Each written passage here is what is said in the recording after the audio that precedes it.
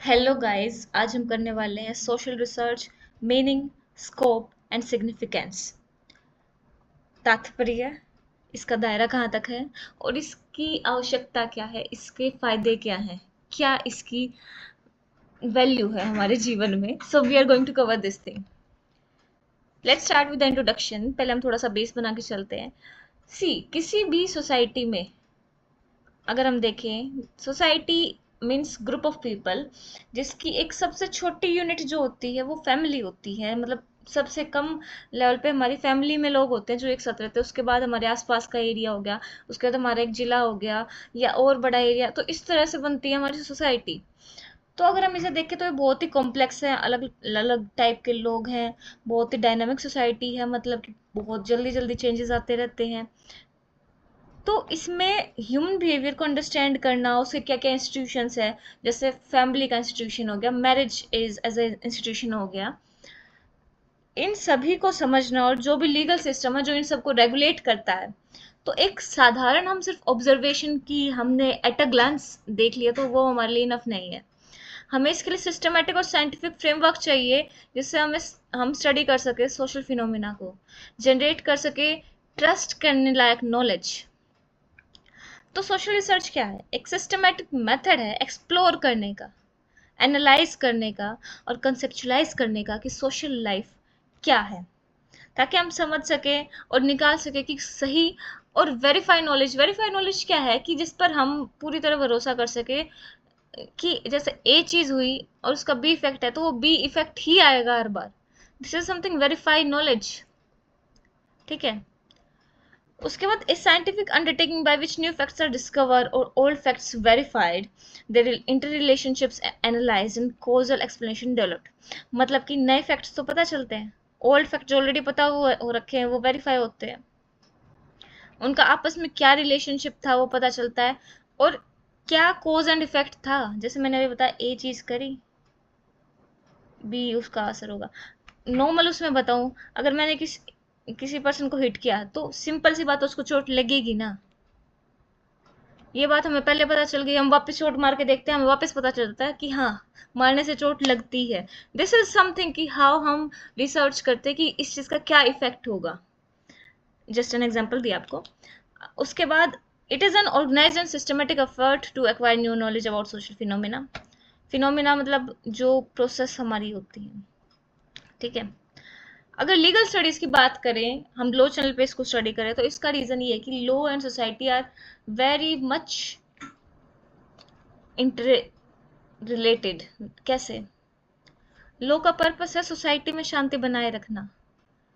अगर कोई क्राइम, किसी पर्सन का मर्डर होता है तो उसके लिए स्टेट केस लड़ता है। क्यों? Because it is the responsibility of the state to maintain the peace in the society, to maintain the rules and regulations.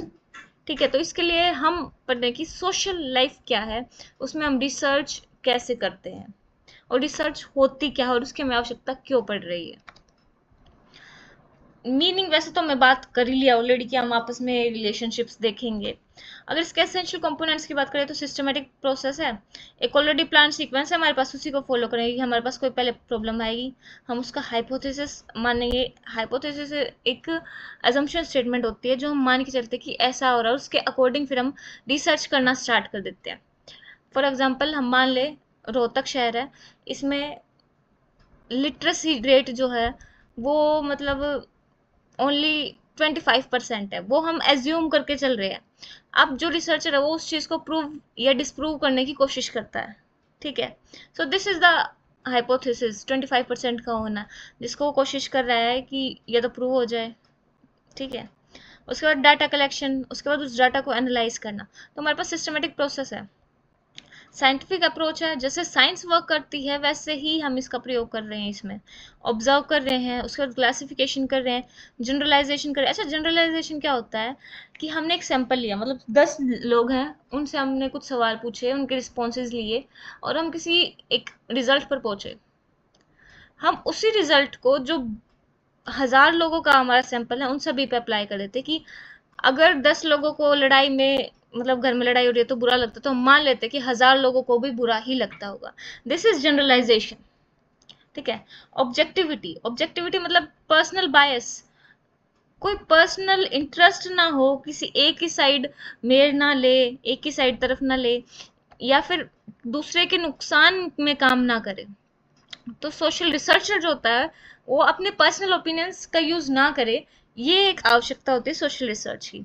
Empirical basis का मतलब होता है कि जो डाटा कलेक्ट किया है ना हम, उसको उस पे हम रिलाय करते हैं। मतलब एम्पिरिकल का मतलब होता है कि जो प्रयोग हमने एक्सपेरिमेंट्स कर लिया ना, एक्सपेरिमेंट पे बेस्ड जो चीज़ है उसको हम बेस्ड ऑन एम्पेरिकल बेसिस बोलते हैं, ठीक है।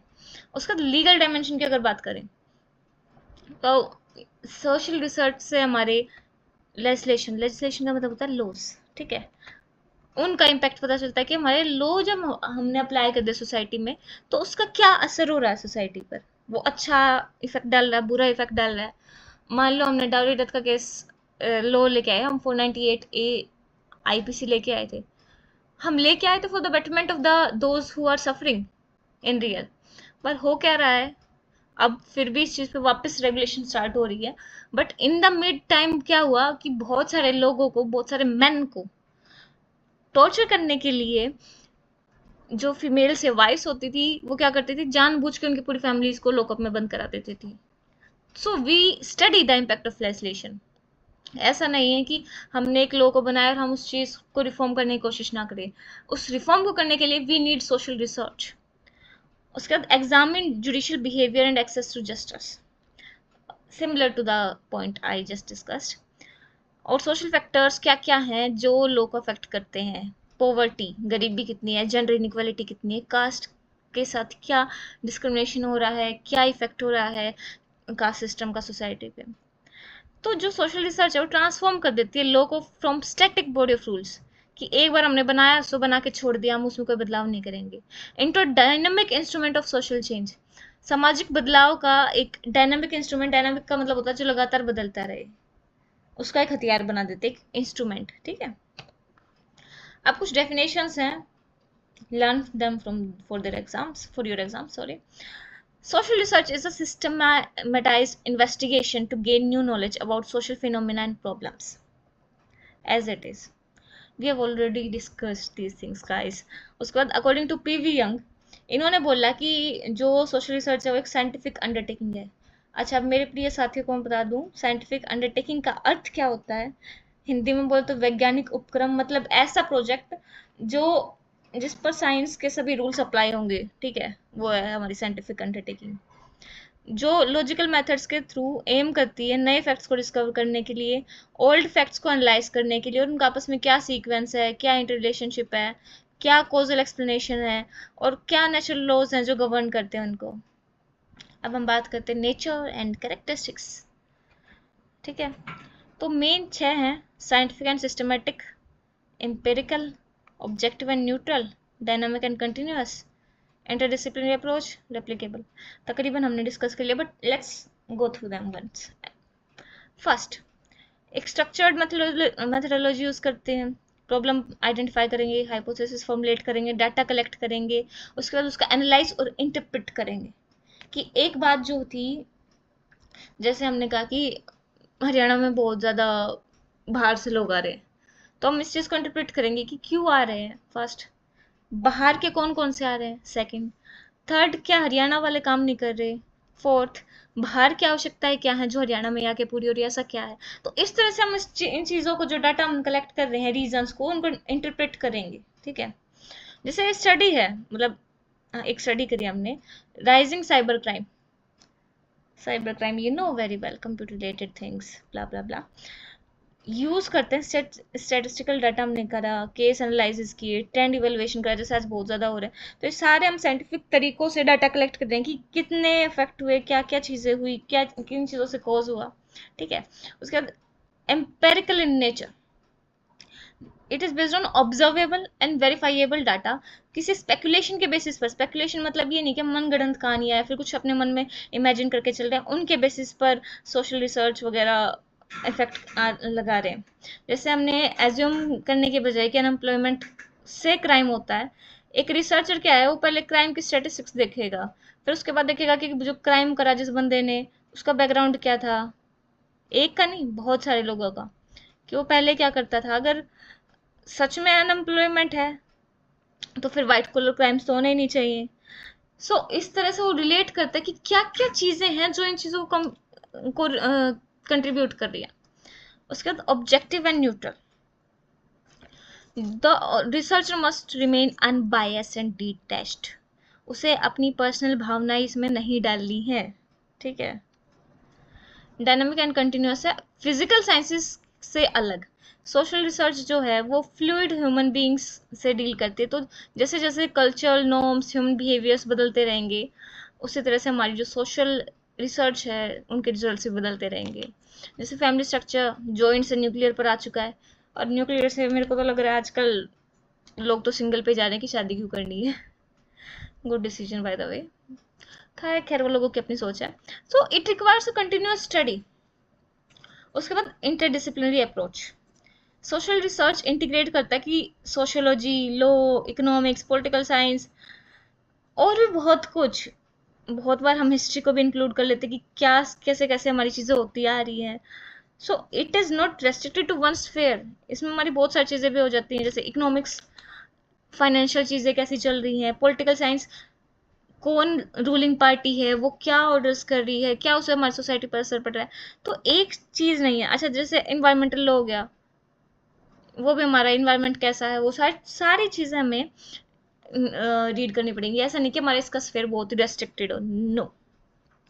उसके बाद रेप्लीकेबल, जो चीज़ हमने एक बार रिजल्ट फाइनलाइज कर लिया वो हमें प्रॉपरली डॉक्यूमेंट करना है केयरफुली, ताकि जो आगे लोग रिसर्च करें उनको ऑलरेडी एक रिजल्ट मिल सके जिसको वो आगे प्रोसीड करें, ना कि जीरो से वापस स्टार्ट करें।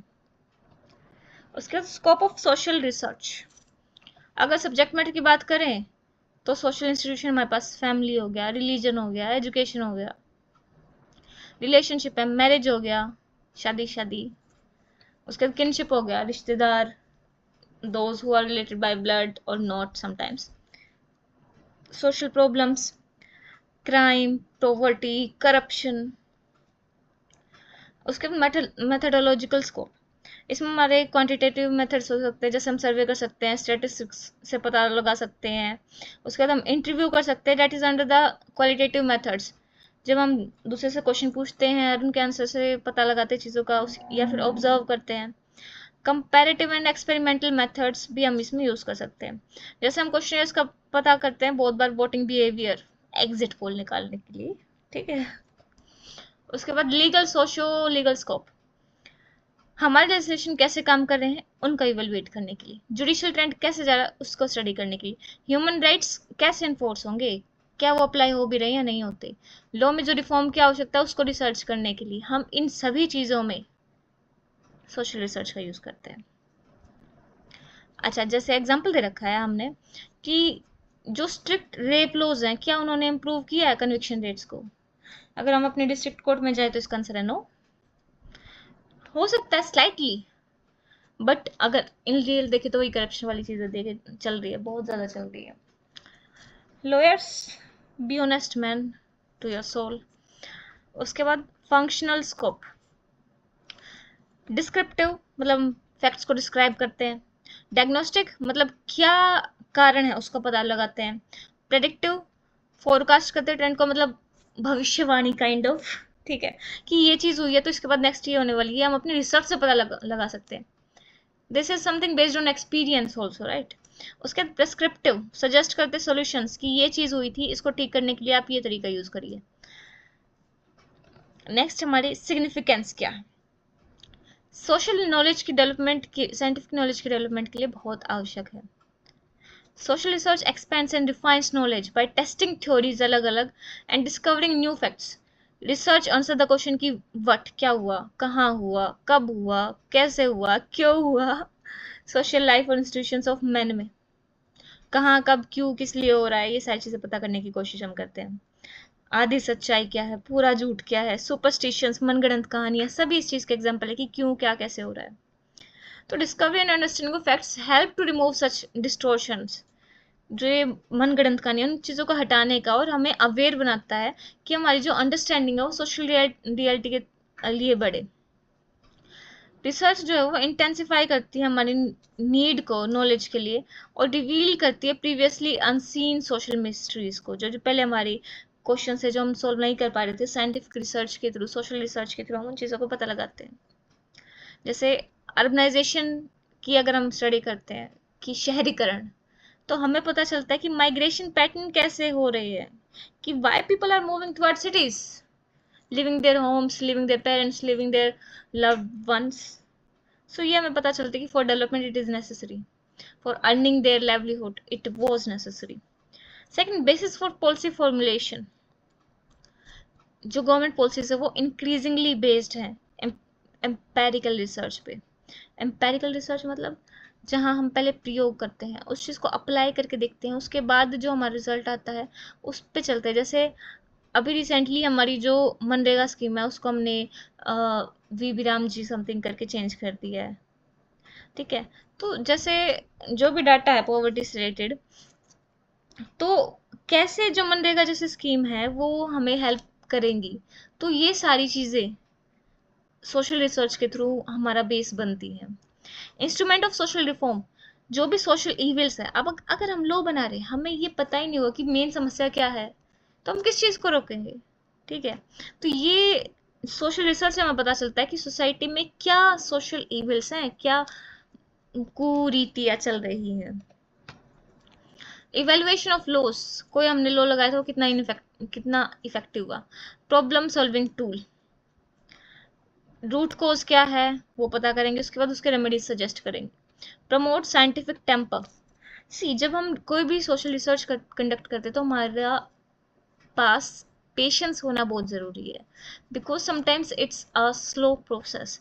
हमारे पास कभी कभी बहुत बड़ा सैंपल भी हो सकता है जिसमें अलग अलग वेरिएशन के हमारे पास ओपिनियंस एंड रिजल्ट्स आ सकते हैं। उसको कंपाइल करना, उसको प्रॉपरली इंटरप्रेट करना requires dedication and patience a lot. तो इससे रेशनल थिंकिंग अच्छी होती है, हमारी एनालिटिकल स्किल्स अच्छी होती हैं, और एड टू जुडिशरी की सहायता भी करता है। जैसे बहुत सारे जो एडवोकेट्स हैं, PIL हमारी पब्लिक इंटरेस्ट लिटिगेशन है, तो उसके जो डाटा है जैसे वो हमारे सोशल जो रिसर्च हो रही है उनके बेसिस पर ही होता है।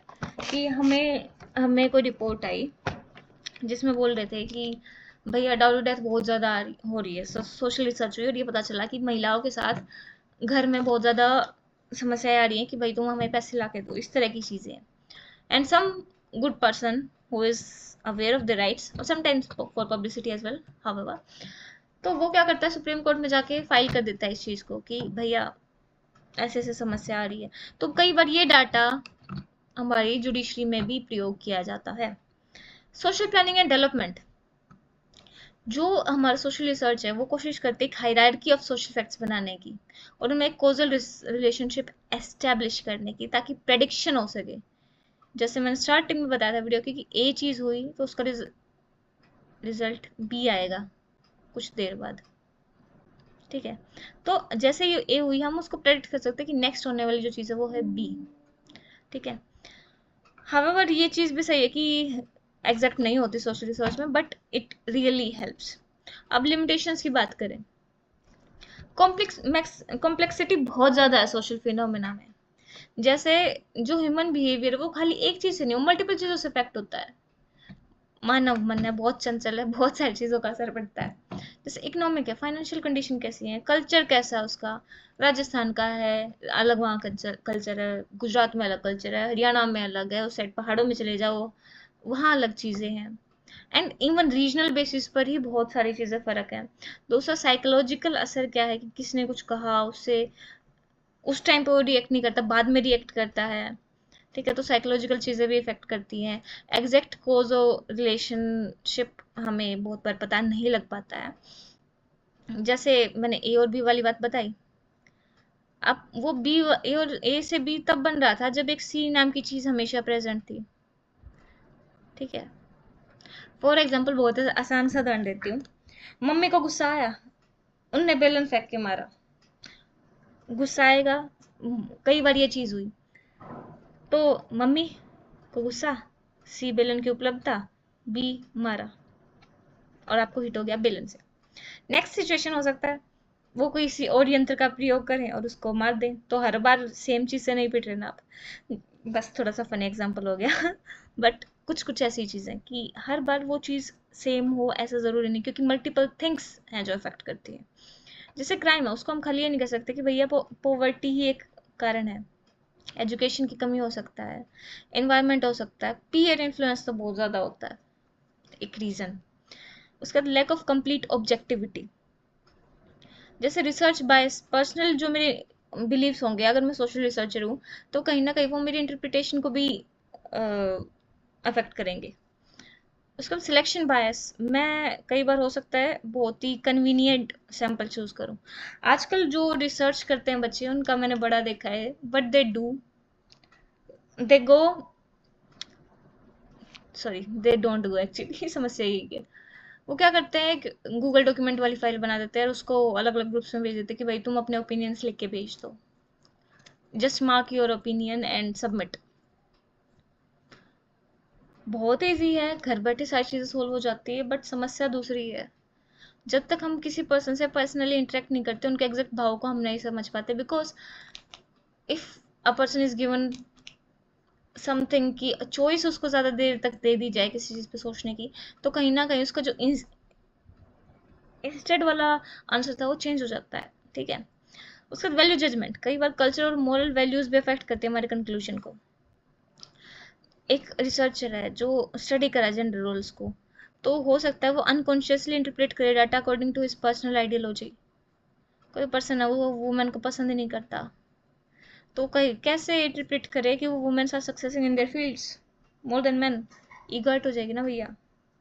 Same applies to women who treats badly the man. ठीक है, तो it is for both the genders, for bad people in both genders. उसके बाद डायनामिक नेचर ऑफ सोसाइटी हमने बहुत बार डिस्कस कर लिया, बहुत जल्दी जल्दी चेंज हो रहा है, तो फाइंडिंग्स टेम्पररी बन जाती है। जैसे इंटरनेट यूजर्स का डाटा है वो बहुत जल्दी ही आउटडेटेड हो जाता है। प्रैक्टिकल कंस्ट्रेंट भी है कि बहुत ज़्यादा फंड्स लगते हैं, जैसे मैंने अभी बोला कि जा जाके अगर कोई रिसर्च करता है तो भाई आने जाने का खर्च, वहाँ पे कितने एक दिन में हम लिमिटेड सैंपल्स कवर कर सकते हैं, एक्सेस करने रिलायबल डाटा समस्या आती है, और भी हमारे सोशल बिलीव्स मेजरमेंट प्रॉब्लम्स भी हमारे पास रहती हैं। कंक्लूजन ये पावरफुल टूल है अंडरस्टैंडिंग करने का, एनालाइज करने का, ट्रांसफॉर्म करने का। ये बहुत अच्छी फाउंडेशन देता है for law making, policy formulation and judicial reasoning, ensuring that legal system remain responsive to social needs. Thank you.